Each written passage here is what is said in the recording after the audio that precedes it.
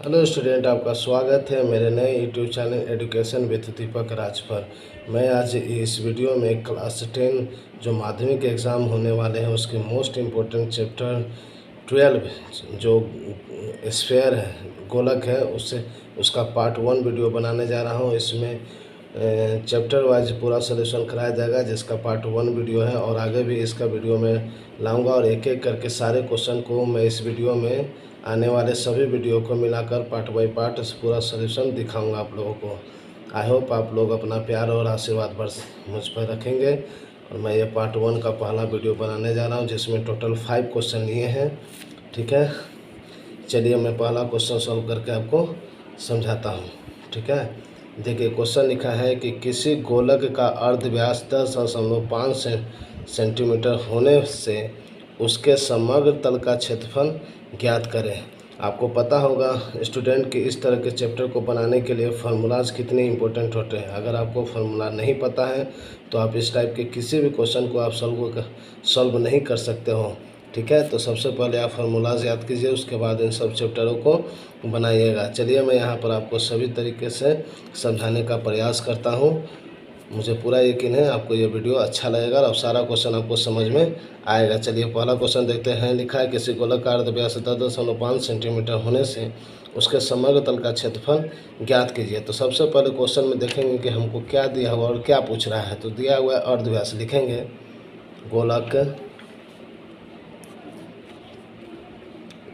का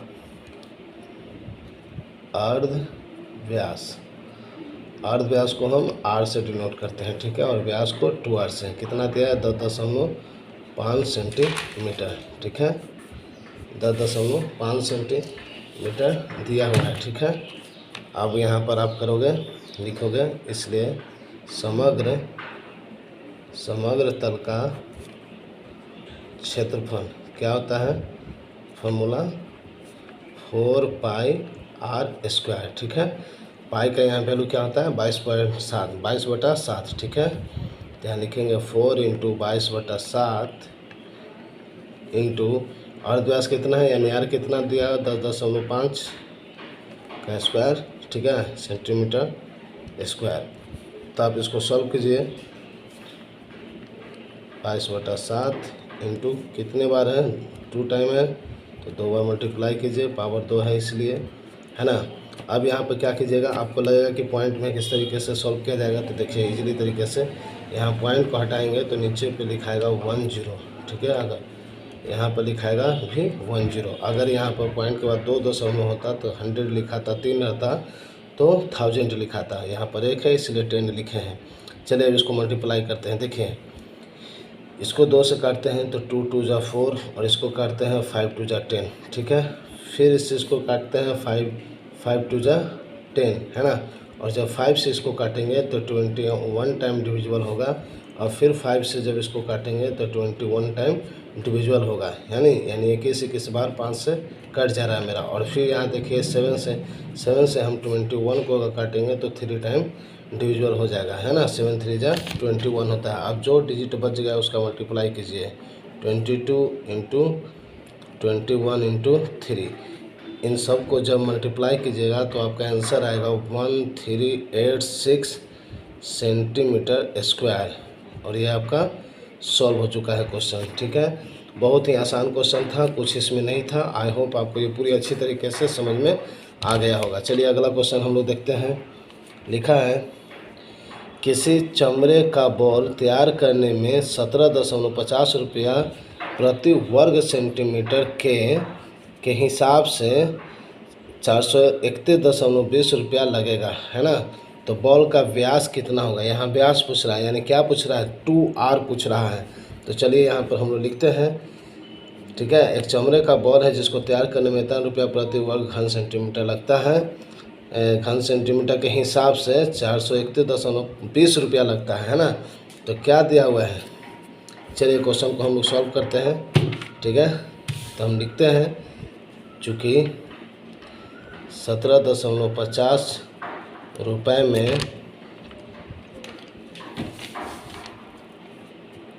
में 1 centimetre square चमड़ा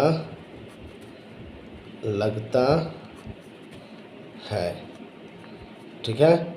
इसलिए 1 रुपया में 1/17.50 सेंटीमीटर स्क्वायर चमड़ा लगेगा, ठीक है।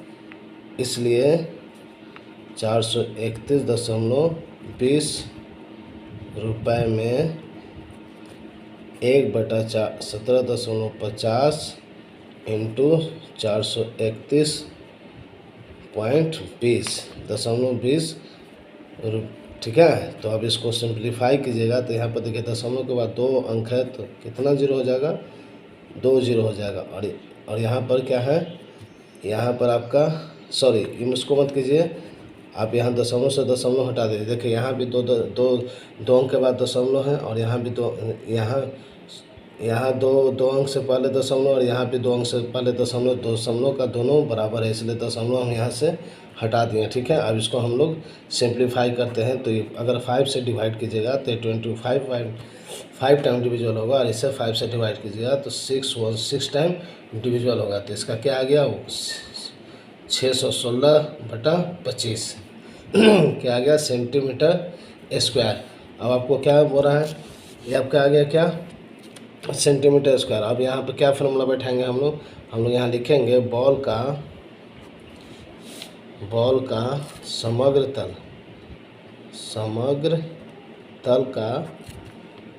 तल का क्षेत्रफल क्या होता है, 4πr², है ना, सेंटीमीटर का स्क्वायर।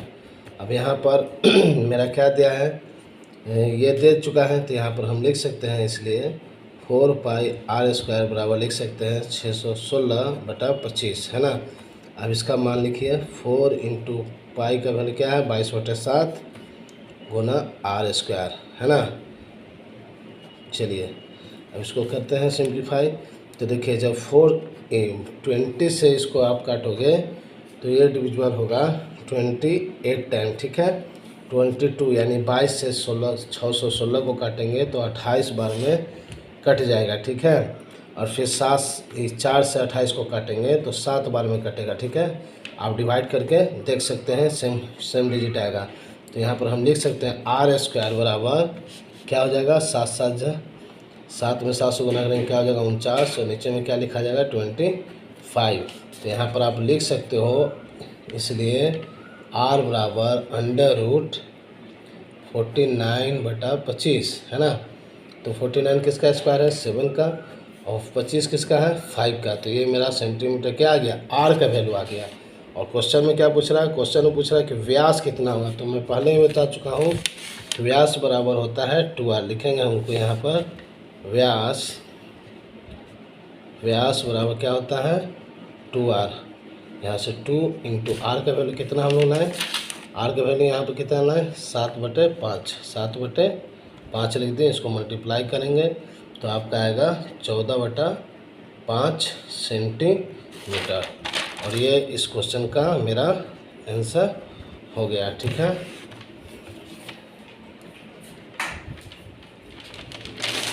सॉरी बन गया।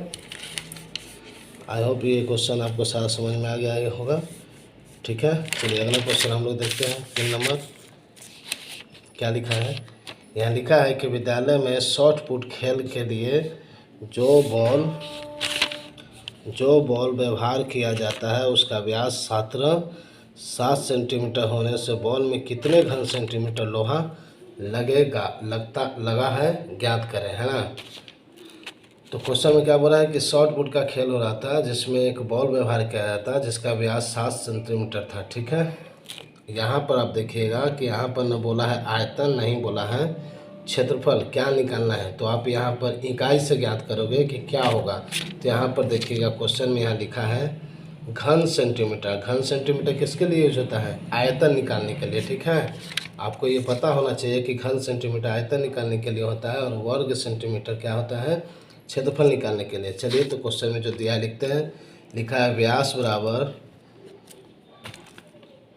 कितना लिखा है, 7 सेंटीमीटर।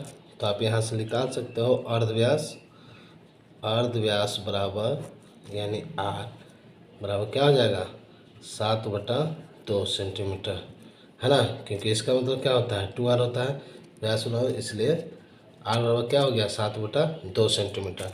अब घन सेंटीमीटर दिया हुआ है तो हमको क्या निकालना है, आयतन निकालना है। तो लिखेंगे आयतन बराबर किसका आयतन, बॉल का आयतन, है ना, बॉल का आयतन बराबर 4/3 पाई आर का क्यूब, सेंटीमीटर का क्यूब, है ना। तो यहाँ पर लिखेंगे 4/3 गुना पाई का वैल्यू 22/7 गुना आर क्यूब यानी 7/2 का क्यूब, है ना। तो यहाँ पर आप कर सकते हो इसके आगे 4/3 22/7 हाँ गुना 7/2 गुना 7/2 गुना 7/2, ठीक है, क्योंकि कितने बार 3 टाइम है तो 3 बार गुना किए। अब यहाँ से काट छाट कीजिए आप लोग, तो 7 से 7 कट गया, 2 से 11 टाइम, 2 से 4 2 टाइम, फिर 2 से 2 कट गया, तो ऊपर में क्या बच गया 11 इंटू 7 इंटू 7 और नीचे में क्या बच गया 3, है ना। अब इसको जब आप मल्टीप्लाई करोगे तो आपका आंसर आएगा 539 डिवाइडेड बाई 3। आज जब इसको पूर्णांक आप तोड़ोगे तो ये आएगा 1792/3 सेंटीमीटर का क्यूब, और ये मेरा फाइनली आंसर निकल गया। आई होप आपके ये वीडियो और ये क्वेश्चन पूरा अच्छा से समझ में आ रहा होगा, ठीक है। चलिए अगला क्वेश्चन हम लोग बनाते हैं। यहाँ लिखा है, देखिए क्वेश्चन में क्या बोल रहा है। अगला क्वेश्चन बोल रहा है 4 नंबर क्वेश्चन है, 28 सेंटीमीटर व्यास वाले एक ठोस गोलक को जल में पूर्ण रूप से डुबाने पर कितने परिमाण में जल उठेगा। क्या बोल रहा है दोस्त, क्या बोल रहा है स्टूडेंट, जल उठेगा। इस क्वेश्चन में भी ये नहीं बताया है, जो नॉर्मली लिख देता है कि आयतन और क्षेत्रफल ज्ञात करें, नहीं लिखा हुआ है। तो यहाँ पर भी आपको सोचना होगा कि जल उठेगा तो जल कब उठता है, जब उसका आयतन फैलता है ना। तो मान लीजिए सपोज एक गिलास है, ठीक है, इसके अंदर पानी है, इसमें से एक छोटा सा भारी बॉल या पत्थर डाला गया तो क्या होगा, पानी जो है थोड़ा बाहर निकलेगा, है ना। तो बाहर निकलेगा कब, जब ये फैलेगा, पानी इसमें भर के फैलेगा तो ही ना बाहर निकलेगा, ठीक है। गिलास से पानी बाहर कब निकलेगा, जब ये फैलेगा। तो फैलेगा मतलब क्या होगा, आयतन इसका फैलेगा, है ना। तो आयतन यहाँ पर हमको निकालना है, ठीक है। जल उठेगा, कितना उठेगा, जब हम लोग देखेंगे तो जल बाहर कब निकलेगा, जब उसका आयतन फैल जाएगा, यानी पानी से पूरा लबालब गिलास भर जाएगा तो वो जल उठने लगेगा ऊपर की ओर, है ना। आखिर हम गिलास में कोई भी पत्थर डालते हैं तो पानी ऊपर की ओर आता है ना। तो इससे हमको पता चला गया कि इस क्वेश्चन में क्या पूछ रहा है, आयतन पूछ रहा है। तो आयतन आपको निकालना है हमको। तो क्वेश्चन में देखिए क्या दिया है, क्वेश्चन में दिया है व्यास, व्यास बराबर, व्यास को 2r से लिखते हैं, कितना है 28, इसलिए अर्ध व्यास क्या लिखेंगे, r बराबर 28/2, इससे इसको काट देंगे, कितना आएगा 14 सेंटीमीटर। अब क्या बोले कि यहाँ पर क्या पूछा है, आयतन। तो लिखेंगे यहाँ पर गोलक का आयतन बराबर 4/3 पाई आर का क्यूब, और यहाँ पर यूनिट में सेंटीमीटर का क्यूब। यहाँ पर पुट कीजिए मान, पाई का वैल्यू 22/7, आर का वैल्यू कितना है 14, तो 14 का क्यूब। यहाँ पर आप लिख सकते हो 4/3 22/7 गुना 14 गुना 14 गुना 14, है ना, क्यूब है इसलिए, ठीक है। अब इसको आप काटिए, 7 2 जा 14, अब नहीं डिविजिबल है ना। अब किसी से कोई भी अंक नहीं कटेगा। तो हम लोग क्या करेंगे, चलिए इधर देखते हैं, ठीक है। यहाँ पर देखिए, अब मल्टीप्लाई कीजिए, 4 into 2 into 2 into 2 into 14 into 14, अब सब बटा 3, जब इन सब को आप गुना करोगे तो आप पाओगे कि आया है 34496/3। जब इसको आप पूर्णांक तोड़ोगे भाग के विधि से तो आपका आंसर आएगा 11498/2 सेंटीमीटर का क्यूब। और इस क्वेश्चन का यह आंसर निकल गया। ठीक है, आई होप ये सारे क्वेश्चन आपको समझ में आ रहे होंगे।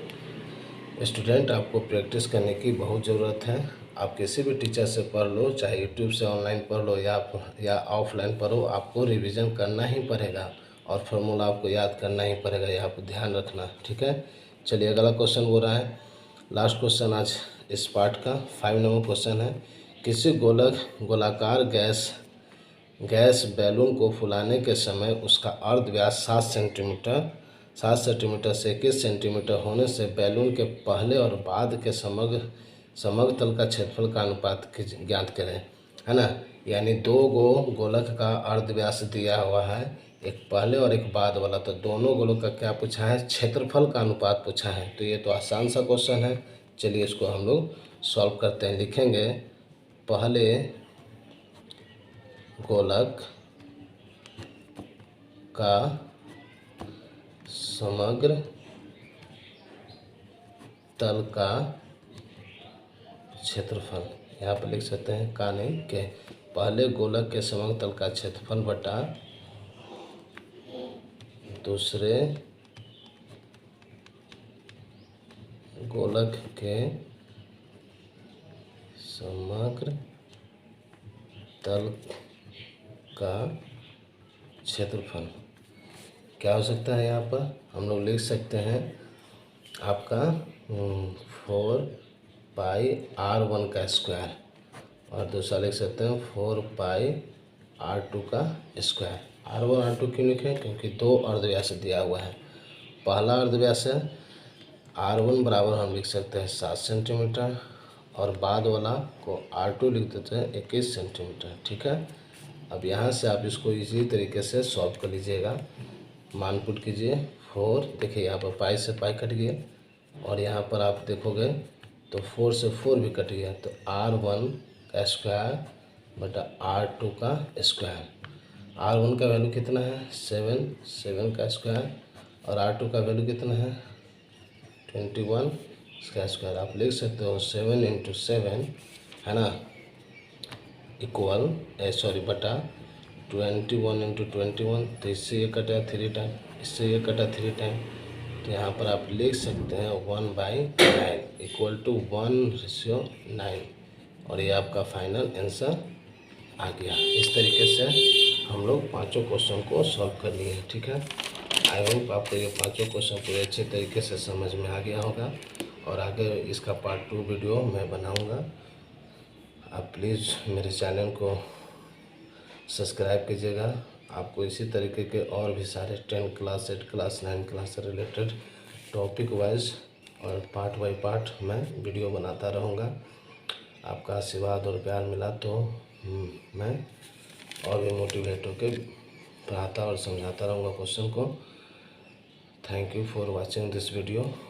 Okay, bye.